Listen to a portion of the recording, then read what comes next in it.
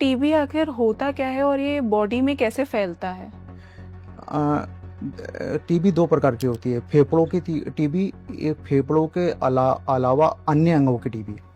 ठीक है, नेल और हेयर को छोड़ के बॉडी में कहीं पे भी हो सकती है टीबी। ठीक है, तो फैलने वाली जो टीबी होती है, जैसे टीबी है किसी बंदे को, लंग्स की टीबी है, फेफड़ों की टीबी है, तो उसने खांसा, वो जो उसके टीबी के कीटाणु निकलते हैं, उस वो फैलने वाली होती है। वो आपने सांस लिया, इनहेल करा, वो आपकी इम्यूनिटी वीक है तो वो आपको अटैक करेगा, आपको टीबी हो गई। और वो सर फैलने वाली होती है। वो फैलने वाली टीबी हाँ, आती है लंग्स बाकी इसके अलावा फेफड़ों के अलावा जो टीबी होती है वो फैलने वाली नहीं होती इतनी।